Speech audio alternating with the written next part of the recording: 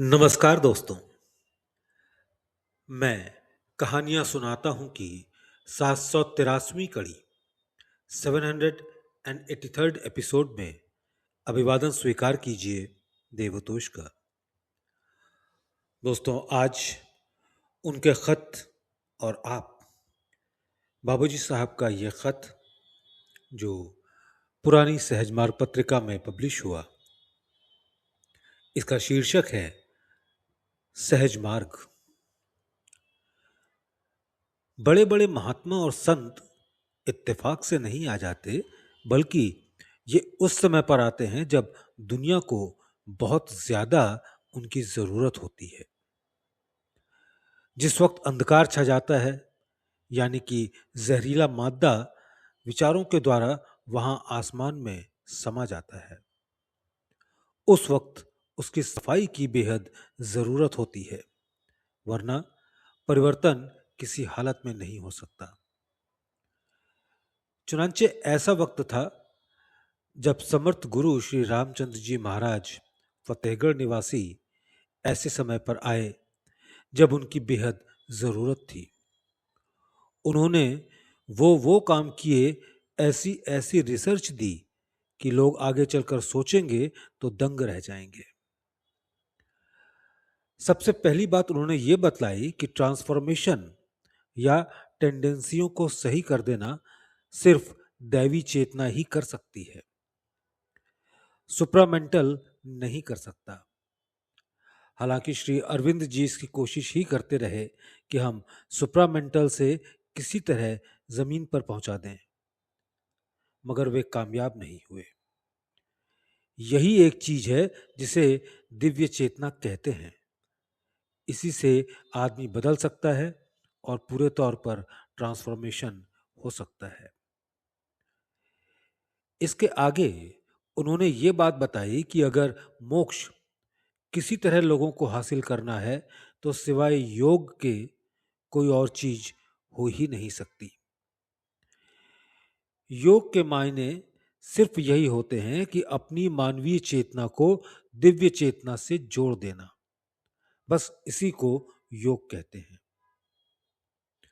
अफसोस ये है कि हमारे यहाँ पूजा करने वाले बहुत से लोग हैं और करते भी हैं, मगर किसी ने आज तक ये नहीं सोचा कि क्या वे उससे जुड़ भी गए हैं। बल्कि मेरा तो ये ख्याल है कि वे उससे अलहदा ही होते चले जाते हैं। ये एक अफसोस की और बिगड़े हुए जमाने की बात है। ये भी लोगों का अनुभव है कि 30-30 वर्ष तक बराबर पूजा करते रहे।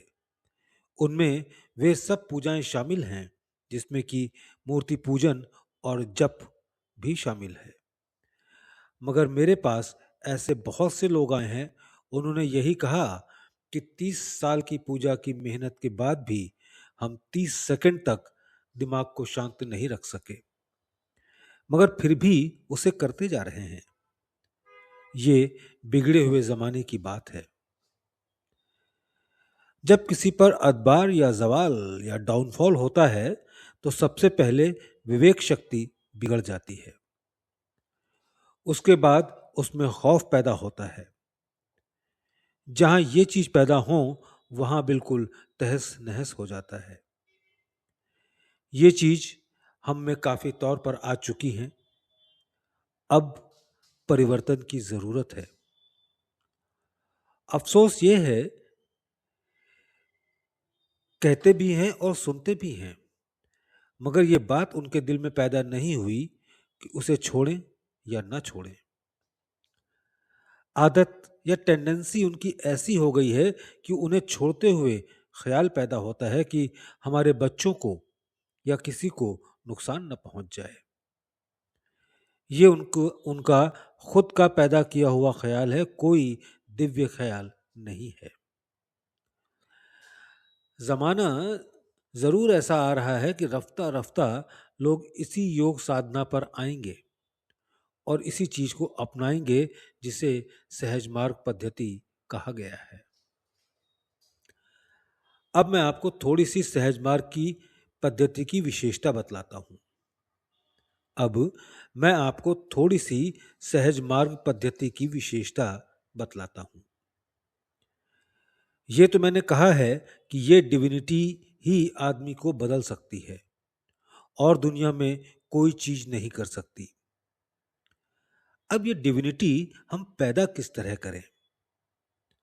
इसका सबसे पहला तरीका ये है कि अगर किसी के हाथ में प्राणाहुति की शक्ति है तो इसको इस्तेमाल करें और वो आदमी ऐसे आदमी के पास जाए जो अपनी ताकत से अपनी प्राणाहुति शक्ति द्वारा उस आदमी को बदलने की कोशिश करे।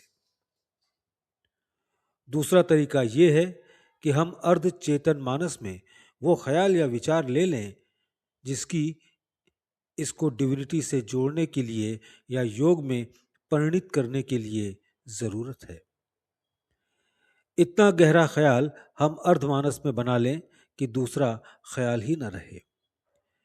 ये तरीका तो उनका है जो उनके करने का है। अब इसके बाद इससे क्या फायदा होता है? हम लोग दिल पर ध्यान करते हैं। दिल पर ध्यान देने का मतलब ये है कि ये एक केंद्र है, सेंटर है। केंद्र कहते हैं मिडिल पोर्शन को। फूल में केंद्र होता है, हर चीज में सेंटर होता है और यही उसकी लाइफ होती है। लिहाजा हमारी लाइफ सिर्फ दिल है।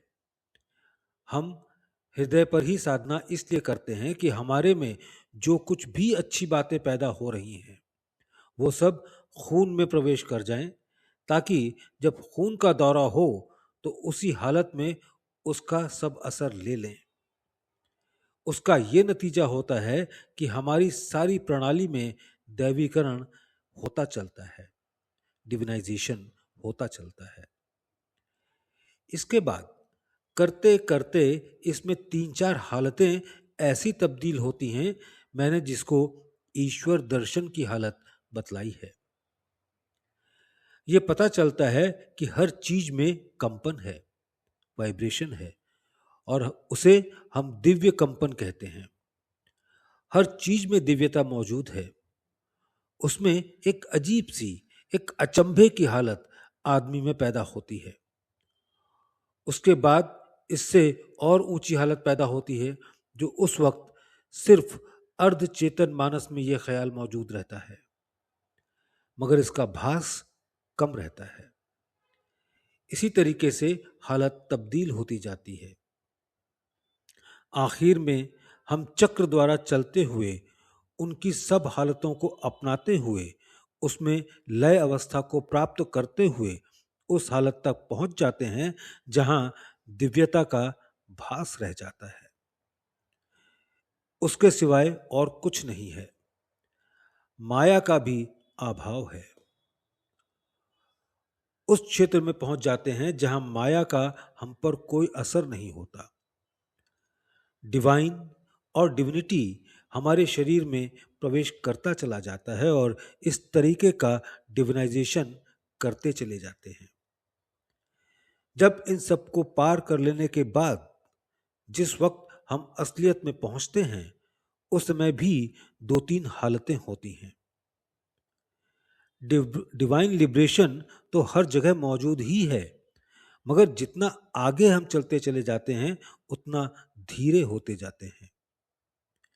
डिवाइन विजडम, डिवाइन एक्शन और विजन ऑफ एब्सोल्यूट, ये सब चीजें पैदा होती हैं।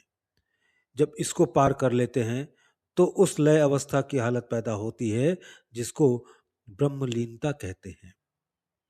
उसको पार करने के बाद आगे कुछ और भी है जिसको अभी बताना बेकार है। रामचंद्र।